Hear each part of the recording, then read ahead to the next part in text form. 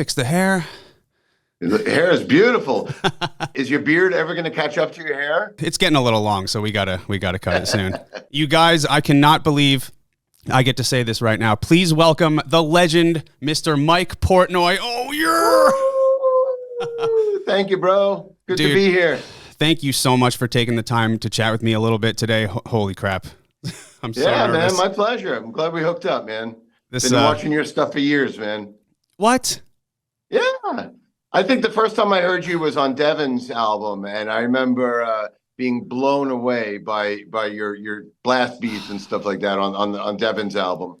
That's so nice of you to say, man. Thank you. I remember you were tweeting about it or something like that when you were listening to it. I'm like, holy crap, Mike Portnoy is listening to something I was on. What the hell? Yeah, thank you, man. But yeah, this kind of reminds me of the time you got to interview Neil for Rhythm Magazine, because this is my first time hosting an interview. I've been nervous as shit just because of that, and plus, you know, you're one of my drumming idols, so that's even more pressure on me not to fuck anything up. You know, you can't fuck up a conversation. A conversation is a conversation, man. So nothing to be nervous about. We are filming this on Wednesday, February 5th. New album Parasomnia comes out in only 2 more days. Myself being a huge Dream Theater fan, I'm extremely excited for this. I can't imagine how you're feeling right now. It's been a long wait. This is the longest wait that I've ever sat on a finished album. I mean, we started this album February 7th last year, and now it's coming out February 7th this year. So a year to the day from the day we entered the studio to the day we gave birth. And you know, we've been done with the album since last fall.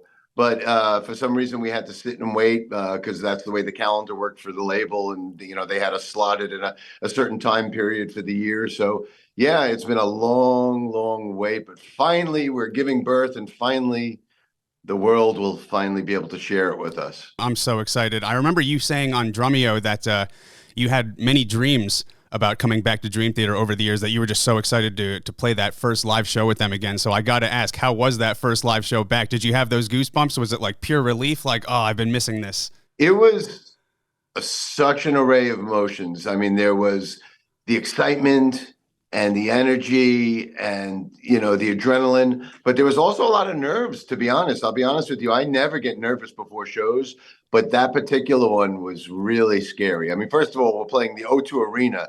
That's where fucking Led Zeppelin played their reunion show, you know, or Genesis played their final show. I mean, it's a legendary, huge arena.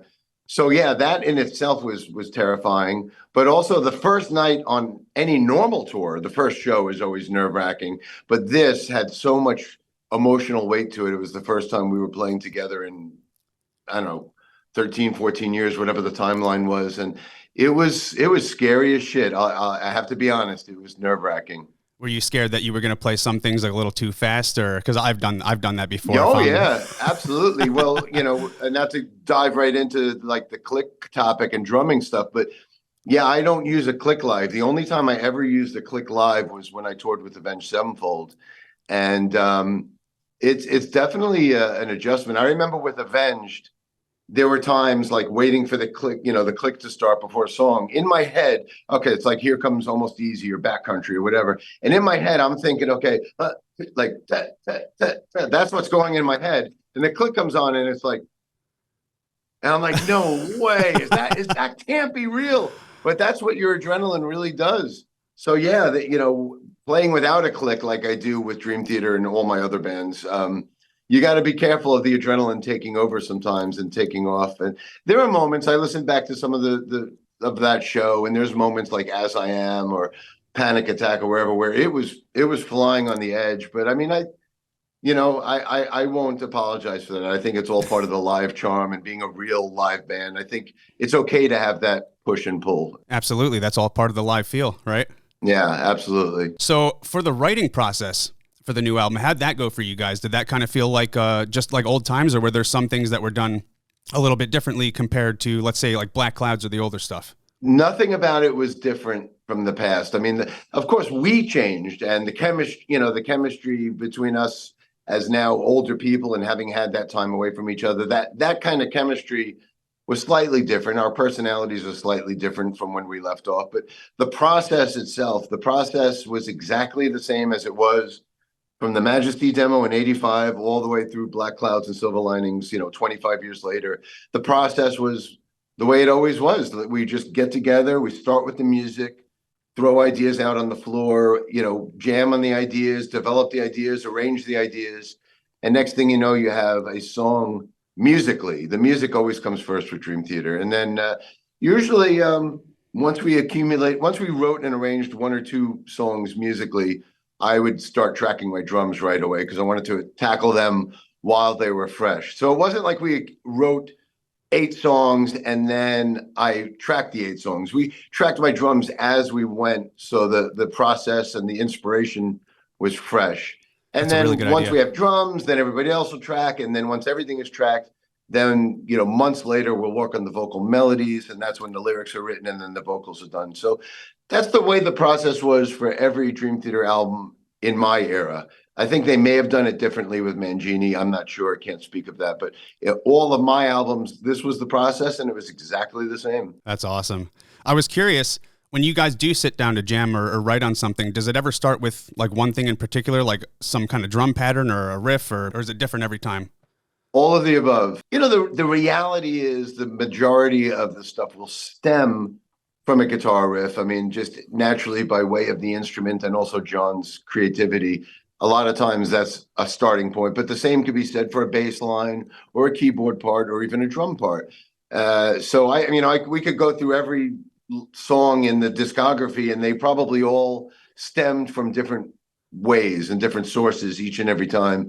But once something is on the floor, it's free reign for everybody to get involved and fuck with it and change it and collaborate on it. And that's how we get what we get with Dream Theater. That's what I was hoping. Were there any moments like during the recording process that felt like a unique, like full circle experience? I think starting like with Night Terror, the very first thing we wrote was Night Terror. And that was a big reason we wanted that to be the first thing that the fans heard upon, the first single, because we wanted people to feel that very, very first source of inspiration we had playing together, that excitement.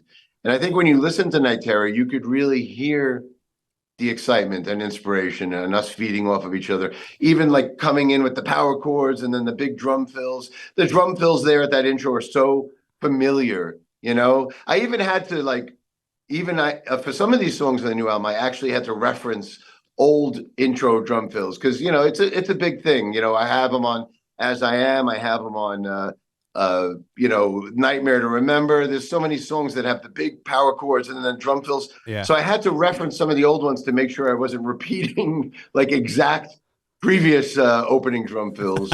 But yeah, I mean, immediately when we started writing Night Terror, it was just immediately familiar. It was like, oh my God, this sounds like fucking Dream Theater, I was so happy when I heard that track. I was like, holy shit, yes. Awesome. Dude, yeah, that was what we want. We wanted the fans to hear the first thing that they heard was the first thing we wrote, just so you could really feel that initial spark that kind of set the tone for the rest of the album. Love it. All right, guys, before we continue with the interview here, this video is sponsored by Melodics, the gamified app that teaches you how to play the drums. Melodics has tons of lessons and exercises for all skill levels and different genres of music. And it kind of reminds me of Guitar Hero. It's got the scrolling view and it gives you a score based on how well you're playing what's on the screen. You can use Melodics with an electronic kit, or even easier, you can now get the app on your iPhone and it'll work with an acoustic kit. Amazing.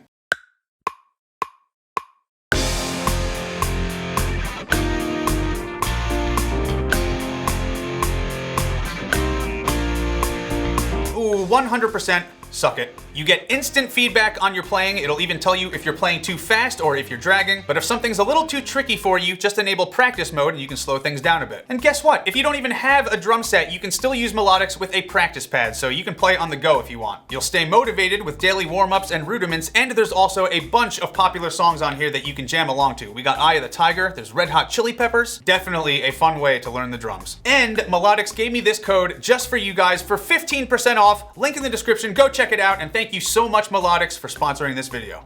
Of course, you and I both know Dream Theater fans love dissecting every little detail of the music. Are there any hidden or subtle details on the new album that you're excited for anyone to discover, or maybe you don't want to give anything like that away? That's okay too.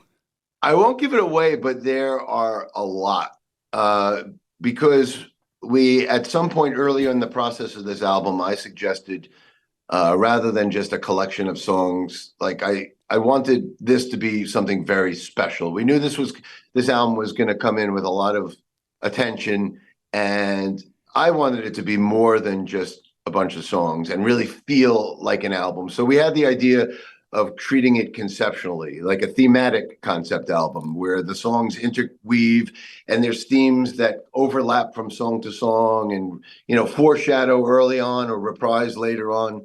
So with that in mind, there's so many nuggets and seeds planted throughout, you know, a motif that is played one time on maybe a music box and it comes back later as a guitar riff, or maybe it comes back later as a symphonic kind of string quartet kind of approach.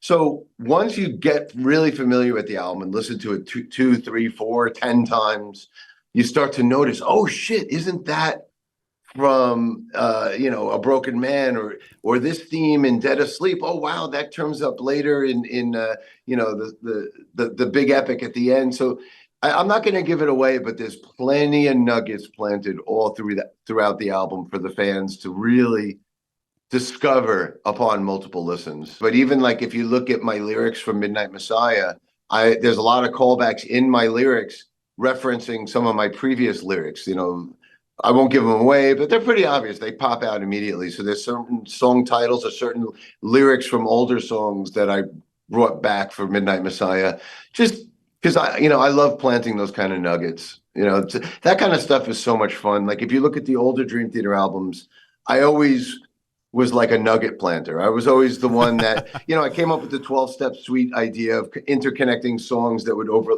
interconnect over 5 albums and 8 years. You know, the way that This Dying Soul picks up where the Glass Prison left off. Yeah, you know, yeah. I love doing that. Or if you look at, like, there was a string from Scenes from a Memory, 6 Degrees, Train of Thought, Octavarium. Each one of those albums began where the last one ended. So I love planting those kind of nuggets, and that's all stuff that comes from my crazy mind. You're a genius, dude. I love finding those nuggets. So awesome. Thank you. People like me really appreciate that shit. Yeah, me too. I mean, that's why I do it, because me as a fan, like, of other bands doing it, it's so much fun.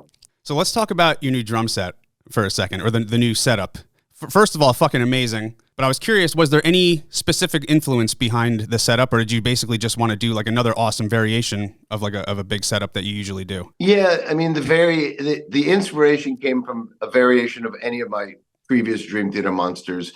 I started having the side-by-side monster kits with 6 Degrees, I think, was the first 4 I did with that kind of kit. And from then on, all of my Dream Theater kits from that point on had the side-by-side 2 kits in one concept. So I had the Siamese monster, the albino monster, the Mirage monster, black and silver monster. So I wanted to have a new kind of side-by-side monster for this album and tour.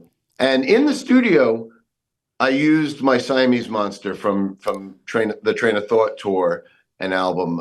So when you hear the new album Parasomnia, that's my old black Siamese monster, and I used that in the Night Terror video because my new kit wasn't ready yet. You know, the left side of the kit, from my perspective, my left side is pretty consistent for all those kits from kit to kit, but the right side is always the side I experiment with. Like on the Siamese monster, it has the toms running backwards like Kenny Aronoff. Yeah. Or the albino monster I had like on Score or the Octavarium tour was more of a Bonham set up on the right side with a 26-inch kick. So the inspiration for the right side of this new kit, the Dream Monster, I was going for more of a Taylor Hawkins thing, like the concert toms. All of my favorite drummers, I mean, I mentioned Taylor Hawkins, but realistically, all my favorite drummers from the 70s Phil Collins were playing single-headed concert toms. Phil Collins, Peter Criss, Roger Taylor, Alex Van Halen. I mean, those guys were all playing those single-headed concert tom kits. So I definitely wanted to have that kind of setup for the right side of this kit. All right, here's a good one. As we're getting older and more fragile, how do you deal with the physical pains of drumming? I was very curious about this because I remember once you said you get massages while you're on tour. And since I have a bunch of drumming pains and issues myself, I was curious if yours were kind of similar to mine and what you do for body maintenance, etc. That's a good question. For me, it's been accumulating through the years. I mean, I'm going to be 58, and it definitely takes its toll playing a 3-hour show of such demanding music. You know, Dream Theater plays 3 hours, so it's a lot for the body to take. And I started developing some physical pains when kind of in my 30s. If you look at the Dream Theater Live at Budokan DVD, I had a brace on my right elbow. That's right. At that time, I was really starting to get tendonitis problems then, and that was 20 years ago, 20 plus years ago. So I was in my 30s when I started to develop that, and I had to start getting massaged regularly. I would get masseuses at the venue before each show, Right. whenever possible, or when I go home, I have a regular masseuse that I see, a therapist. So that's really helped, and also chiropractic work as well helps. Because I've had times where it fucked with me on stage. I had one show back in 94 or 95 on the Awake tour. We were playing Toronto, and all of a sudden, like my back just cramped up, and that was it. I couldn't move. So in between songs, we had to like ask if there was a chiropractor in the house, and literally stop the show for 15 minutes for a chiropractor to come snap me back into place. Oh man. So yeah, it starts to take its toll. And like I said, I'm going to be 58, and you know, I try to warm up as best I can before a show. Usually about a half hour before showtime, I have a practice pad kit in the dressing room.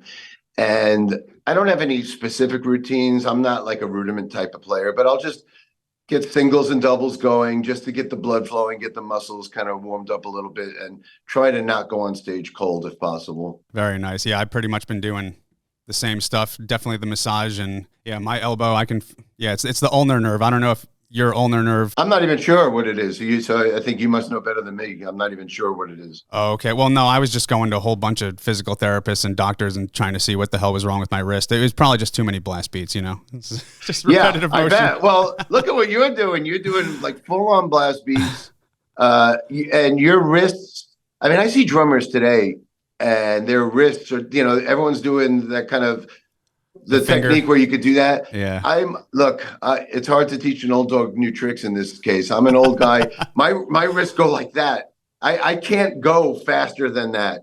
And I envy drummers like you and all these amazing drummers that can do these. Stop. No, but really, I mean, you guys are physically doing things that I can't figure out. And I suppose if I was to start taking lessons again, I could get it. But I don't know. I'm very content with myself. And my limitations and physical abilities. I know I can only do so much. I have the Popeye mentality. I am what I am. You know, that's my motto. Remember that even though all the guys that are flying way faster, a lot of that inspiration came from you. Like, I appreciate that. I mean, I do realize the evolution of drumming. It's an evolution. You know, I got what I do from guys like Neil Peart and Terry Bozzio and Simon Phillips and Bill Bruford. And, you know, it's a lineage. You know, all the guys that came before me, they were learning from Keith Moon and John Bonham and Ginger Baker and Mitch Mitchell. And we all steal from each other. We all learn from each other. We all inspire each other. And now it's kind of full circle where I see younger drummers and they inspire me. Younger drummers that maybe were inspired by me, now I'm being inspired by them. So it's all full circle. We all share with each other. I just have my physical limitations of what my body and my wrists and my feet and hands could do. But like I said, it's the Popeye mentality. I am what I am, and I'm fine with that. Dude, you're it's perfect. You're good. Thank you, man. But that was good. That was going to be part of one of my other questions. Are there any, you know, lesser known or more modern drummers or musicians that you've discovered recently who have been inspiring you? Oh, so many, especially in the age of social media. You know, when I was younger, before we had the internet and social media, I would have to just listen to records and be inspired that way. But now, obviously, everything is so visual. So, right. You know, my Instagram feed every day is just filled with drummers that are just pushing the boundaries. And it's guys like you and El Estepario and Maurizio. Eloy is another big one. And Grayson, all these guys, you guys all post these videos that are so inspiring. And you go onto YouTube or Instagram or TikTok. I don't do TikTok, but anyway, I know that there's this world of all these drummers posting this stuff that is just jaw dropping and fully inspiring. And it inspires me. And even if I can't play, you know, that kind of speed or that kind of dexterity or technicality, just seeing it is inspiring. And sometimes I'll pull from, you know, an idea or a technique that somebody does.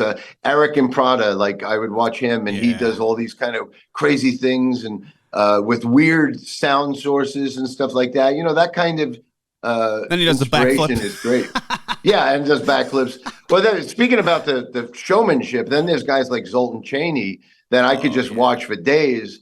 Not for the technical ability, but for the showmanship and what he does and on stage is so much fun to watch. And I'm a big fan of that as well. You know, some of my heroes are guys like Keith Moon that were just showmen, didn't necessarily have great technique, but they were showmen. And to me, that's a big part of the picture as well. Definitely. And yeah, going back to what you were saying about having the video aspect of things now, it's funny you say that because the first, you know, video drumming thing I ever was really able to study was Liquid Drum Theater. I had the VHS in my parents' house. I watched that shit every fucking day. That's pretty much the reason why I can play Dance of Eternity almost as good as you, because I studied. So dude, you influenced me with the videos too, because I want to inspire the younger drummers as well. So like you influencing me with the videos, it just, you know, giving it to the next generation kind of thing. Absolutely. Yeah. In my era, my generation, that was what we had. We had instructional videos, and like Hudson Music had all these great instructional videos. And I was lucky enough to have done a few with them. But yeah, that was always, you know, in the 80s and 90s and early 2000s, that was the outlet to be able to learn from other drummers. And they would have drum festivals too. Like I would do the Modern Drummer Festival, every couple of years. I was there when you played there. Oh, really? Just saying. I did it a couple times. The first time I did it, I was scared shitless. It was around 94, 95. And okay, I wasn't petrified. Yeah, that was my first time. And that was more of a clinic mode. And that was when I started doing clinics in the mid to late 90s. I did hundreds of them. And that was a big part of my outlet and identity in the late 90s. But then I did the one in 2003 where, well, first I came out with my Beatles tribute band, which was so trying to show a different side of me, because at that point I didn't have all these other musical bands and projects. Right. So I didn't have an outlet outside of Dream Theater. So to me, to do a Beatles tribute band was like my dream come true. And I knew doing something like that at the Modern Drummer Festival, where everybody's all chops and technique, I mean, I knew that was going to take balls and maybe even be poo-pooed by a lot of the purists. Oh, you know, nobody wants to hear somebody just playing Ringo songs. So that's why, I added the Dream Theater coming out at the end with my big Siamese monster, and we did instrumentally. So this way, at least I got to fill in the blanks for the drumming people that wanted the big monster kit as well. So I got to kind of fulfill one of my personal dreams, and then also do something that would be fun for drummers at the Modern Drummer Festival. So cool. Yeah, I remember specifically watching that show, and you were doing the Beatles stuff. And I was freaking out. Oh my God, it's Mike Portnoy. You know, I wish it was Dream Theater stuff, but oh well, this is still great. And then a couple of minutes later, that everyone came out. I was like, oh. Yeah, we hit the final chord of A Day in the Life, and then the big curtain rises. And then also I set up my kit backwards at that show too. Yep. So the drummers could see from my perspective, which is, you know, a perspective you don't always get, obviously, to see. To close things out here, I have one final question. What is a day like inside your head? Like, what are you thinking about? Are you always making new plans, thinking of the next show, the next thing? Is there anything people might be surprised about? I think people will be surprised at how much I sleep. Okay. Because there's been so many times through the years where I'm playing, you know, especially when I was out of Dream Theater all those years, I'll be playing in like 12 different bands and have 10 different albums coming out one year. And, you know, one weekend I'll be playing with Metal Allegiance one night, Neil Morse Band another night, the Winery Dogs another night. And people, I always see the comments, when do you sleep? When do you sleep? And I think most people would be surprised how much I sleep. I try to get 8 to 10 hours a night, but my sleeping hours are so backwards. I am a night owl. So I'm usually up to about 4 a.m. every night. And that's when I do the bulk of my work, the bulk of my creative work happens between midnight and 4 a.m. That's when my wheels are spinning. That's when I'm writing set lists or sequencing songs or overseeing a video edit or making notes on a mix or writing lyrics. The bulk of my creative time is in those midnight hours. And that's a bit of what I wrote about with the song Midnight Messiah. The bulk of my day, I mean, you'll be surprised. I sleep late. I usually sleep till about 2 p.m. Back at home and on tour. When I'm on tour, I usually wake up at 2 p.m., spend about an hour having my coffee, waking up, checking social media. Then usually press begins around 3 o'clock, sound check at 4, meet and greet at 5, dinner at 6, show at 7:30. I mean, you know, when you're on tour, there's a routine that happens every day. Full plate. But I even sleep till about 2 p.m. at home. And when I'm home, I'm the laziest motherfucker you'll ever meet. We had some time off in between the South American tour that ended in December before this North American tour begins next week. I spent about a month at home just deflating, watching TV, watching movies, spending time with my family and my kids and my dog, rest his soul. You know, like I would just spend, you know, days or weeks or months just sitting with my dog on the couch watching TV. When you work as hard as you do, it's not surprising that you need that time off to just decompress and not think about anything. You need the couch time, as they call it, right? Absolutely, yeah. Is there anything else you'd like to say to anyone before we end? I think we covered so much. It was awesome speaking to you. I mean, what can I say that I haven't said a million times already? I'm just so happy to be back with Dream Theater, and it's been, you know, making this new album has been so exciting. I can't wait for people to hear it. It's been a long time coming for us, having made the album. You know, we started a year ago, so we're so excited for it finally to drop. And the tour has been incredible. The love and the emotions at each and every show, everywhere we've been so far. You feel the excitement in the air and the love in the air. And it's been amazing watching grown men cry at a rock concert each and every night. You know, it's been awesome. Awesome. Well, Mike, again, I seriously cannot thank you enough for taking the time to chat with me today. I cannot wait to hear the new album in full. Parasomnia everywhere, February 7th. Well, it'll be out by the time you guys see this interview. But either way, it's going to be great. And sex. Thanks, bro.